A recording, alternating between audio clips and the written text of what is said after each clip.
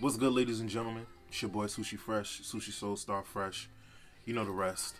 Um, so I kind of wanted to get into a little tangent about R&B music and you know proper singing, like singing on key versus singing off key. Now, let me make this very clear. I am not a professional singer. I am an artist, but you know, I have no place trying to teach someone how to sing because I'm still a student at the end of the day, and I've been doing this for quite some time. You feel me? But I'm not a professional. I never claimed to be a professional, but I do wholeheartedly believe that I have an ear that is, you know, unmatched in my space, I should say. Somebody else, someplace else might feel differently, but for the most part, in my life, the people that I'm around, the music that I make, the artists that I listen to, I feel like I have a good idea of, you know what I mean, what is and what ain't. You feel me? So I was listening to one of my favorite producers of all time, the great Ninth Wonder. You know what I mean? Love everything that he did with Little Brother. And there's a sneaky project that he put out. It was a cover. It was like a remake of Jay-Z's American Gangster, which is super fire. Those are all original beats that he made. You know what I mean? Laid on top of the vocals from Jay-Z on American Gangster, which is pretty fire. But anyway, so I was listening to him on an IG Live a couple of nights ago, talking about the difference between singing on key and singing off key, and how, the two doesn't really make or break a record.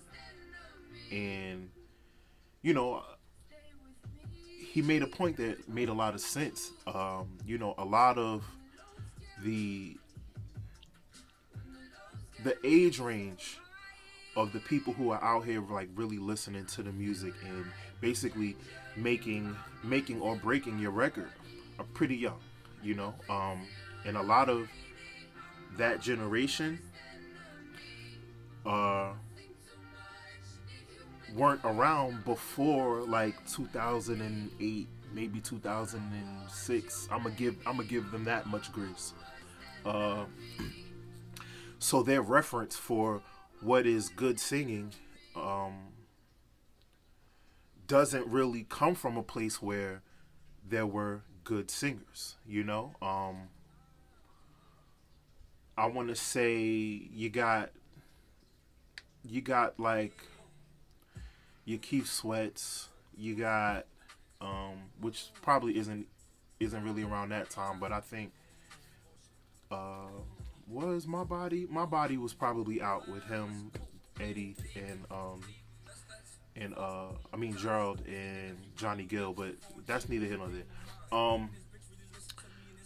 There were artists at that time who were making R&B music that even then wasn't really singing properly. I believe around the 2008 time, that's when like making vibey music was kind of starting to crawl, not necessarily walk, but it was crawling. It was making its way around because I believe, you know, your weekends was around. You got your Drakes. What I mean, artists like that were really making a name for themselves around that time. But those artists would would never be considered like proper singers by singers standpoint, because the notes, the keys may not flow the way that it's supposed to, and again, I'm not a professional, but coming, if you compare someone like The Weeknd, um, or okay, even an artist like Brent Fayez, you compare them to artists like a Music Soul Child, a D'Angelo. You feel me? And that's still like early 2000s. But to go even further back to like you know Smokey Robinson, Eddie Kendricks, like people like singers like that,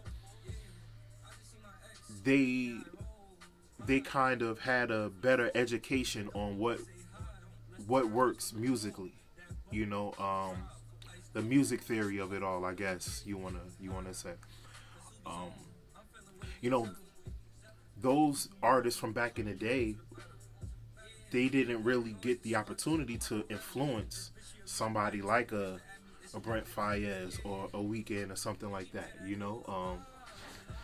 Their references to what singing might be uh, would have been like in a murky area in comparison to like where those artists came from. So you get somebody like a Brent Fayez, whose uh, main focal point when creating music is catching a vibe. You know what I'm saying? The vibe doesn't necessarily call for a proper way of singing on key.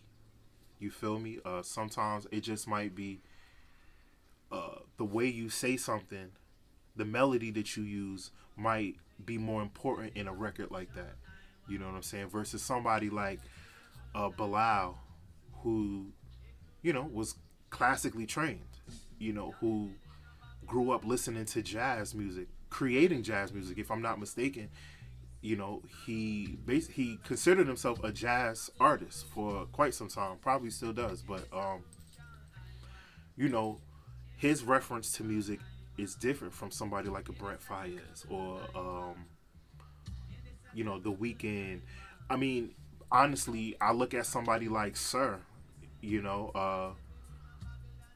I feel like a lot of his music is vibey because I remember having a conversation with somebody, and I mentioned somebody like Sir as being like one of the top R&B artists, and getting a argument basically saying that like he's not R&B, is more like an alternative sound, which in hindsight I can understand that because the genres of music are so blurred now.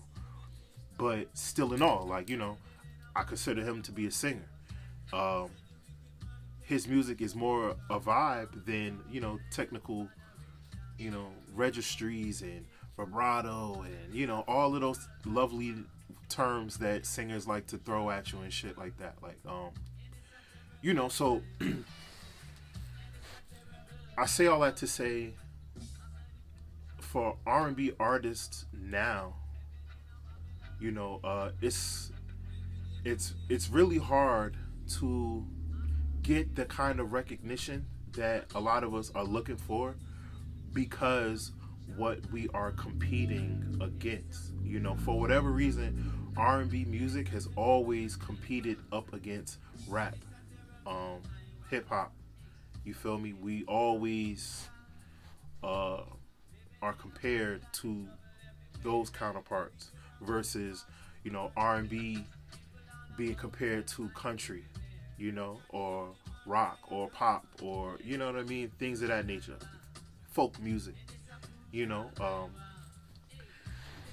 our counterpart is always harsher, or it's always like a handicap type of situation because rapping versus singing is kind of night and day.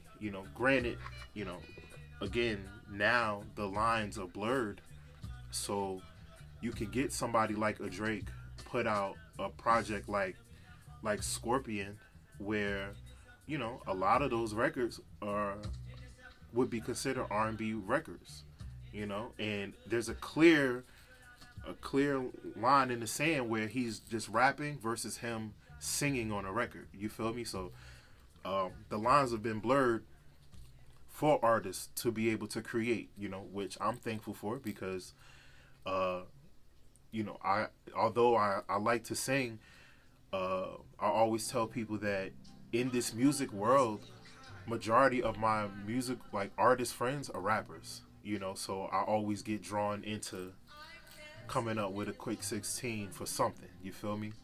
But you know, I urge my fellow R&B artists to do, like, you know, just do the research.